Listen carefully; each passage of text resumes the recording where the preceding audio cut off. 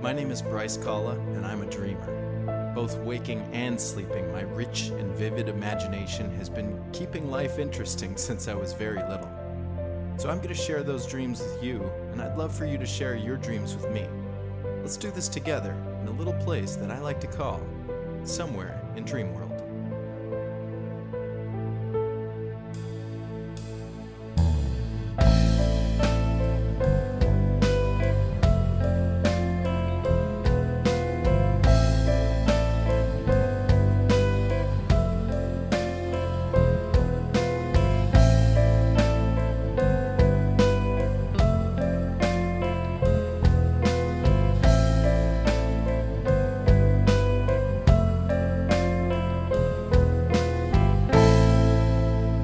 Hello, everyone, and welcome to another episode of the Midnight Notion Somewhere in Dreamworld podcast. My name is Bryce Kalal, and I'm your host. I'm always your host. And in this episode, we have a special guest. Hi. Hello, and this is Billie Jo Konze. Hi. Yeah. Oh, but before we get into that, I have to say, our sponsors really want to get a word out. This episode could have been brought to you by burgers, which are things you can eat. They're things you can have for dinner. You could have them for lunch. You could have them for any time of the day. Second breakfast, maybe. But you could put them between bread. You can add additional. Poutine. Yeah. You can add poutine to them. You could add all kinds of things, whatever you want to put on them to satisfy your hunger. Burgers. Eat them at a place that serves burgers near you. Billie Jo, thanks for coming. Thanks for having me. How are you? I'm good. Good. For those of you listening, Billie Jo is a friend of mine from the Minneapolis, Minnesota area. She's an actress in the Twin Cities, voiceover artist. Yep. Yeah. We've worked together on a play a couple of years ago, and Billie Jo likes dreams a lot. I do. Dare I say more than me? Probably. I don't know. We could have a competition about that. A competition? Is there a way to measure how much someone likes something more than the other person? I think we would have to go into our dreams and have an epic battle. Have like a shared Yep. sort of Chris Nolan Yep. sort of Inception battle Exactly. in a hallway that's spinning. Sure. I feel like I have really good balance, though. I'm a server. Well, I just lost everything that has ever happened. Also, I do yoga every day now. Yep. I'm pretty sure that Billie Jo likes dreams a lot more than I do. And I think I can Someday do that. when you're into the Shaolin Kung Fu, then we'll have that battle. By the way, brand new speaking news that someday I'm going to be into Shaolin Kung Fu because I saw a documentary once. I believe in you. Someday. Well, I feel like because there's tiger Kung Fu, and I was born in the year of the tiger, so it's like a destiny kind of thing. Yeah. That I learned how to do tiger Kung Fu. Yeah. So we're here to talk about dreams. Why are we talking to you about dreams? Why do you like it so much more than I do? So the thing I love about dreams is that, well, I have a really good memory in general, and I remember my dreams quite vividly. And what I love about dreams and what I love about certain types of art that sort of imitate dreams is that while you're in them or while you're watching, say, a David Lynch movie, it seems so important. Everything seems like it means something really important. And then you wake up and you're like, I was dreaming about a hamburger and a Shaolin monk. What the hell does that mean? I mean, why does that seem so important now? Or why did it seem so important and now it's like meaningless? Right. It's amazing the things that happen behind those eyelids in the middle of the night. It's crazy. So, and you've had some very, very vivid dreams that you've told me already, and I'm super excited to talk about some of them because I also have very, very vivid dreams. I remember them very regularly, And I admit that I don't work as hard as I possibly could to keep to make it a nightly thing. Sure. I understand the tricks that you can do. Actually, for those listening, I mean, I believe one of the best tricks is just to write it down, or if you have a smartphone, to just speak it the moment you wake up. Yep. As soon as you wake up. And because the longer you wait, you take a shower, you start eating, you start forgetting details, and it goes away. But that in recalling them more frequently, every time you do it, your brain starts kind of looking for them, and it becomes more regular. True. Would you say that that's kind of... Yeah, for sure. I mean, there are times when I've had very vivid dreams. I remember them right when I wake up. I think, oh, I'm going to write that down later, or I'm going to record it. And if I don't do it right away, a lot of times later I'll be like, what was that again? I don't remember almost any of it anymore. Right. So Yeah. There's a... now, do you do a dream book? I don't. I mean, I have a few where I've written stuff down, but mostly because I'm lazy and because I also find it hard for my brain to keep up, or my hand to keep up with my brain when I'm writing things down. Yeah. I think it's easier to record them. Yeah, absolutely. What I would like to do is to be able to actually transcribe those so that they're searchable, so I have an easier time going back to them. Sure. But generally, I record them. You have some. You showed me a few of them on your voice memos app. Yep. And you have some unique titles. Yeah. It's really. But you were speaking about titling them. Tell us more. Well, so I've been sort of following this author, Robert Moss, for about 10 years. And he's one of my favorite authors that writes about dreams. And I've actually taken one of his dream workshops too. And he talks about titling your dreams. And he also talks about dreams not having universal symbols, but that it's a lot more personal. Right. And I really do believe that, because symbols are so, I mean, a spider can mean something to one person and not to another. Yeah. And cultural symbols are different too. Absolutely. But yeah, the titling of dreams, it also helps me to go back and remember what they're about if I title them. And yeah, some of my titles, like that I showed you, Biting Gyllenhaal. like yeah, Jake? like Jake Gyllenhaal. Or Maggie? No, Jake. Or both? No, it was Jake. I actually don't remember any of the context of that dream, but the title, I know it was about Jake because, yeah. Or A Funicular on Mount Rainier. I have some really fun titles. Yeah. I do. That's great. And I think going on, or from kind of here on out, I'm naming these podcasts after one of the bigger dreams from each episode. Yeah. And so I get to kind of practice doing that from here on out too. Yeah. I'm going to take that. And hey, guess what? If you at home are thinking, man, I could use a really nice little dream book to write down my dreams in because my phone doesn't record, or I prefer to write, you could go to the midnightnotion.com website, and there's a merch section, and there's a book that has Midnight Notion's logo on it that you can buy, and maybe you can write some dreams in that. Self-promotion. All right. Are you ready to talk about some dreams? Yeah, let's chat. I think it's time to go to sleep.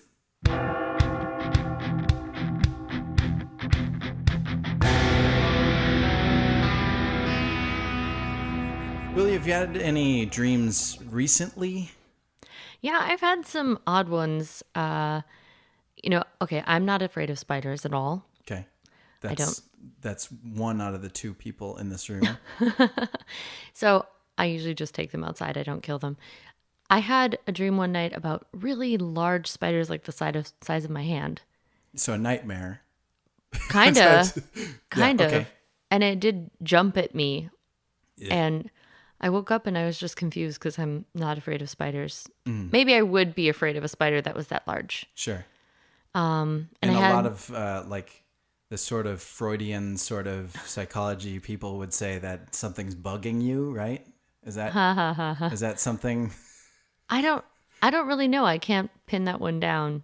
And then another one I had recently, I found a ton of money, like found $100 bill, then found some stacks of hundos like laying on the floor, and then was very concerned about keeping it because Yeah.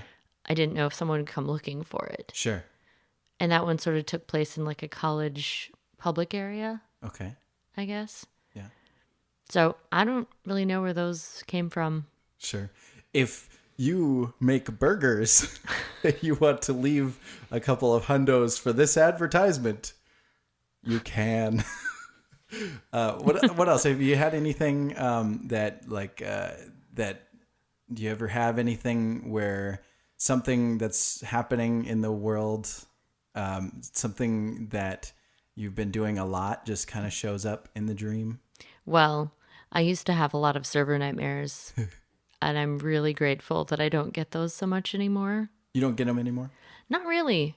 Do you still get the school dreams, like the lost locker combination Oh, or no. the can't find the class? No.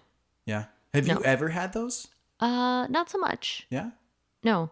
I feel like that's a really, I mean, I've had a couple, several actually, but I know that I've heard a lot of other people talk about that similar kind of thing. I haven't had a lot of recurring school dreams, no naked showing up at school dreams or anything like that. I had a lot of server nightmares, and my anxiety dreams, I think, always had to do with me being on a rock in the middle of rapids in a river. Yeesh. Yeah.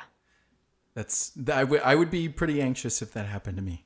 Yeah. Those went away too, so I'm good now. Was there they were recurring and they went away? Yeah, they were recurring. Is there anything that you feel like, was there a thing that changed that? Or did it just, they went away and then, oh, I guess I don't have those anymore? I think it was just a certain period of my life that was maybe more emotionally turbulent. Yeah. Yeah.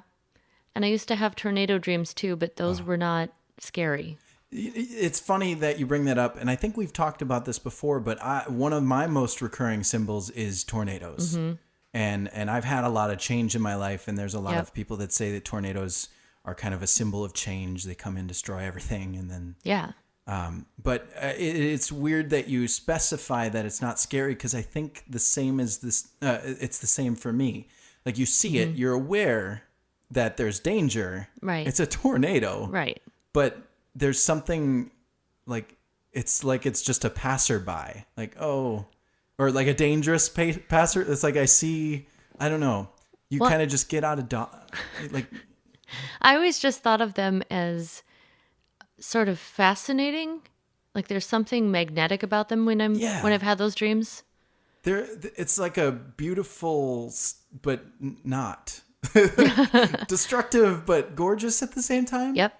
And I think in real life they kind of are. They're really fascinating, but they're terrible. Exactly. Have you seen a tornado in real life? No. We live at the very top of Tornado Alley. We get plenty in Minnesota. Yeah, but I have not seen one either. I was in what I believe ended up being a funnel cloud at once, but I didn't actually see it. Yeah. Yeah. But I kind of want to see one, but like from a distance. Me too. Right? Yep. Just like go out to Kansas in the middle of Oklahoma somewhere. Yeah. And just see it from a long ways away and like keep going the other direction. Mm-hmm. But yeah, there is sort of a majesty or magical something about tornadoes. I think it has to do maybe with having watched a lot of Wizard of Oz when I was a kid. Maybe that's, I did. The Scarecrow was like my idol for a long time. Because who needs a brain anyway? But when you watch Wizard of Oz, it is scary, but it also takes her to a magical place. Mm-hmm. It is a symbol of change that is somewhat positive in that case. Yeah, I suppose.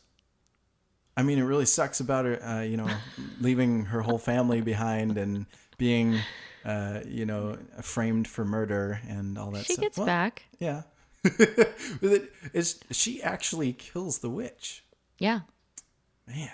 By accident. I suppose.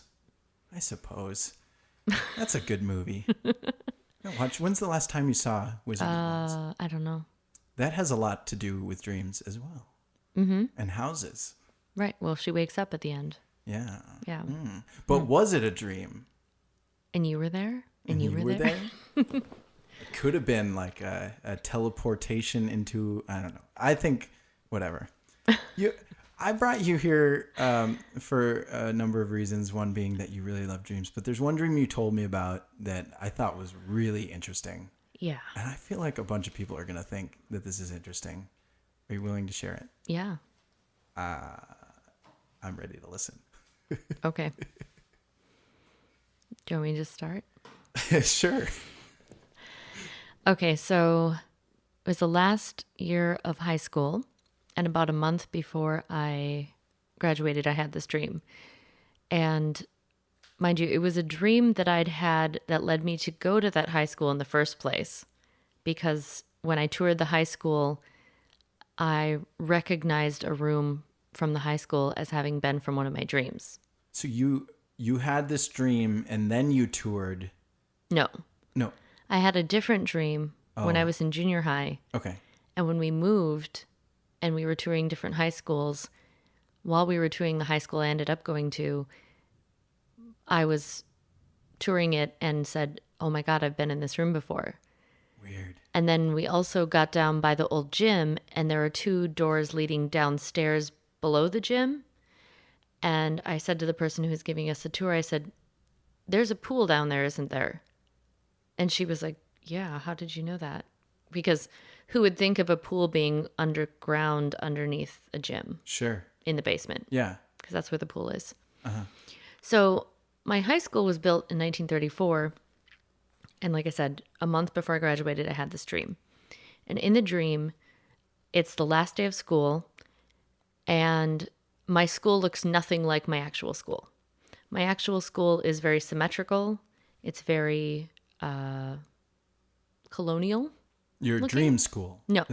My real school. The real school. Okay. My real school is red brick, colonial style, symmetrical. It has 3 stories and then a tower. That's sort of a 4th story, like a 3.5 story in the tower. Is it White tower. One of those high schools in the movies that look like colleges? Yes. Okay. Yep. Like almost even little fake balconies and ivy and things. Yeah. So it's a beautiful school. The school in my dream that was, like my high school. It was supposed to be my high school, but it wasn't my high school. Right. The perception of that thing. Yeah. That one was completely different. It was what you would call Queen Anne style. Kind of looks like the Minneapolis City Hall. Sure. It's a big, like, giant, castle-y looking. Yeah. Castle-y looking, asymmetrical with a tower. Like, as I was looking at it, the tower was on the left-hand side. There were these giant doorways that were rounded, like almost full circles. Oh, okay. More like Hobbit, like hole, or are you talking just just very castle-y. Okay. Like not a arch like this, but more like almost like this. Yeah, she's moving her finger, and it's you like can a all see- semicircle. Okay, semicircle. Anyway. Yeah. And so this dream was, or this dream school was made of giant stones, like hewn stones, in like a darker reddish stone. Sure. And then I was inside the school, and I was hearing people's names called, and it was the last day of school, and I was really sad because I knew I'd never see any of them again.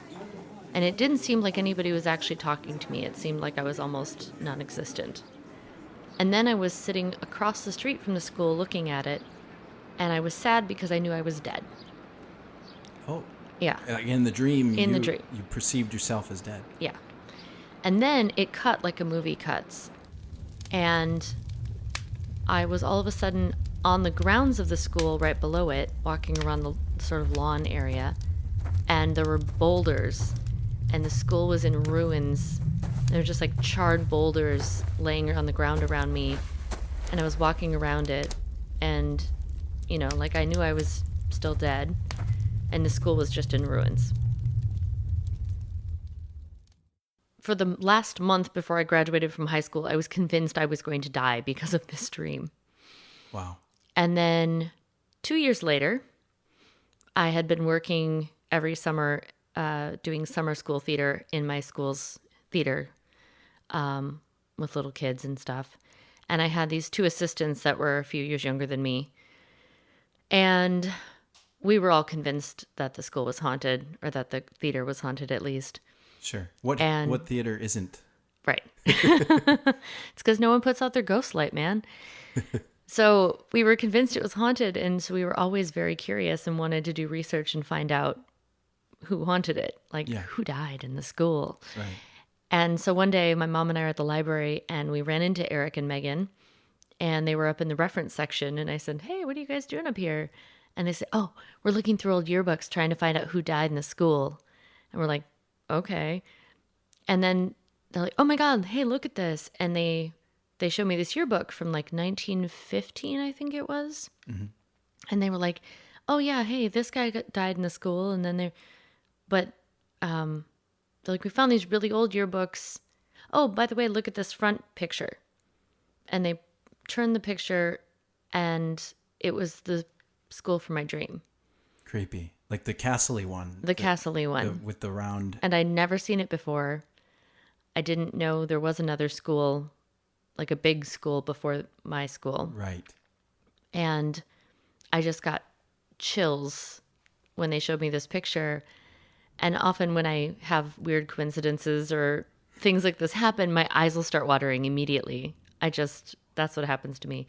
I just want to point out, unless I don't know if it can be heard on the podcast, but when she said I get chills, there's thunder outside, and it was like straight from a movie. I just have to point this out. She said I get chills. So now you can control the weather.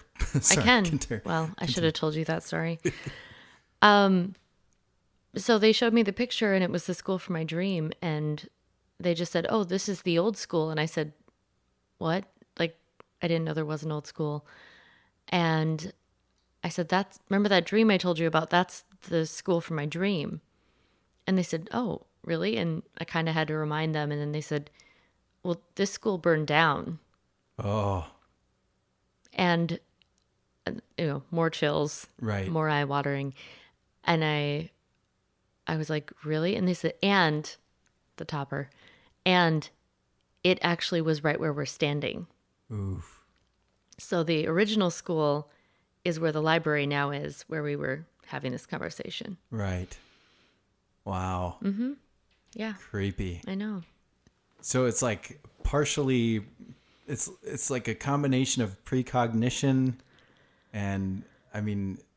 Who knows, man? I mean, it's weird that if if you do believe in past life, if I was somebody who died in that other school, then I wouldn't have been alive to know about the new school. Yeah. So unless it's just seeing somebody else's life somehow. Sure. Huh. Weird. So I'm trying to get my details straight here. You had a dream that before going to the high school, you had a dream that kind of informed you of the layout of that high school, but then... Actually, it was just a dream about that one room. Oh, okay. I only recognized the one room, but then somehow when we were downstairs, I just knew that there was a pool. Wow. Through those doors. Crazy. It's weird. Do you have a lot of that? I mean, is that the end of that dream, or that sequence of events? Yeah, pretty much. I mean, like I said, I went to high school there. I don't think I had anything else in particular happen. Right. But you didn't die, right? No, or did I? Ooh, oh. There's thunder again. I just want to say, if you didn't hear it through the microphones. There it is. Yeah, there's definitely thunder going on outside. Best time to record to technical equipment is during a thunderstorm. True fact. Creepy. Yeah. Well, so what do you think? I think it's time to wake up. What do you think? All right. All right. Fine. Let's wake up.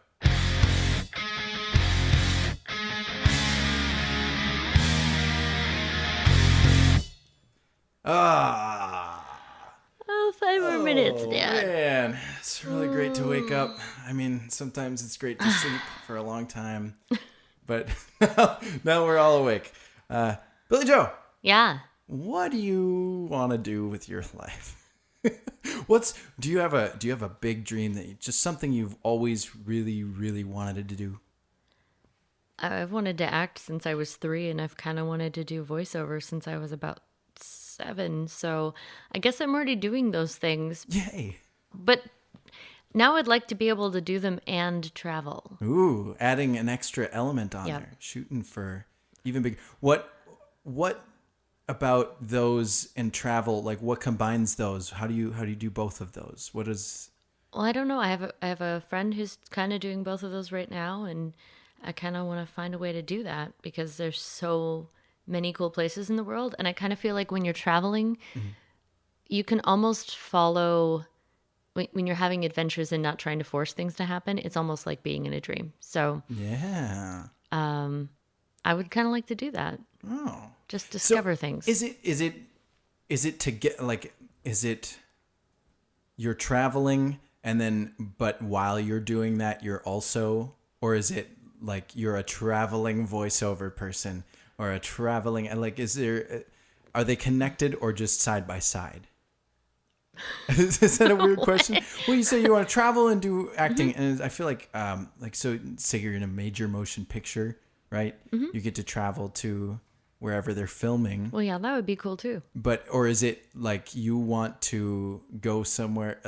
I don't know. I'm just trying to dissect it, I guess. Is there a place you're looking to go to?